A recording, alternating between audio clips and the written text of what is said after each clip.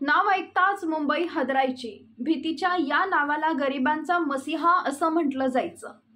जे काही बेकायदेशीर होते ते त्यानं केलं। एक वेळ अशी आली की मासिकांच्या कव्हर पेजवर त्याची छायाचित्रे दिसू लागली। त्याची व्यक्तिरेखा अनेक चित्रपटांमध्ये दाखवण्यात आली। बॉलिवूडचे मेगास्टार अमिताभ बच्चन यांनीही त्यांच्या एका चित्रपटात ही शैली वापरली होती।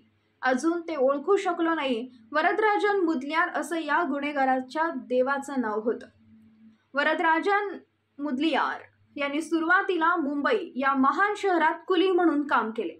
यानंतर त्याने गुन्हेगारीच्या जगात पाऊल ठेवले।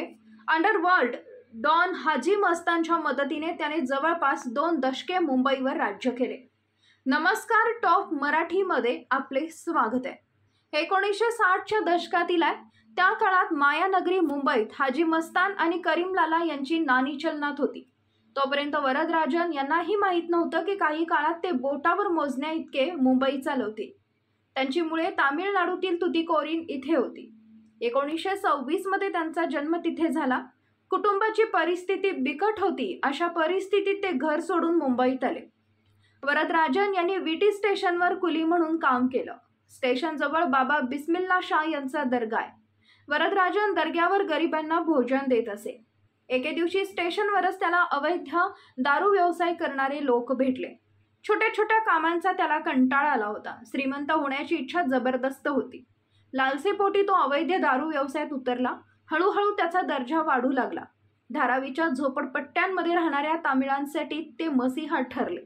अवैध दारू तस्करी, जुगार, अपहरण, खंडणी, कॉन्ट्रॅक्ट किलिंग, जमीन बळकावणे या सर्व कामांसाठी त्याने धारावीचा मुख्यालय म्हणून उपयोग केला। मात्र खरा राजा हाजी मस्तान होता। एके दिवशी तो हाजी मस्तानलाही भेटला। हाजी मस्तानने वरदराजन यांची करीमलालाशी ओळख करून दिली। त्यानंतर त्याने गुन्ह्याच्या प्रत्येक क्षेत्रात पाय पसरले। 70च्या दशकात हाजी मस्तानने मुंबईच्या भागांची विभागणी केली। वरदराजनचा भाग पूर्व आणि उत्तर मुंबईत आला। वरदराजन यांना माटुंगा आणि धारावीमध्ये तामिळींचा मोठा पाठिंबा मिळाला। आपल्या काळ्या कमाईतही काही भाग तो त्यांच्या गरजांवर खर्च करत असे। त्यांनी वरदराजन यांना देव मानलं। परिस्थिती अशी होती की पोलिसही त्याच्या भागात जाण्यास कचरत होते। वरदराजन यांच्या जीवनावर अनेक चित्रपट बनवले होते।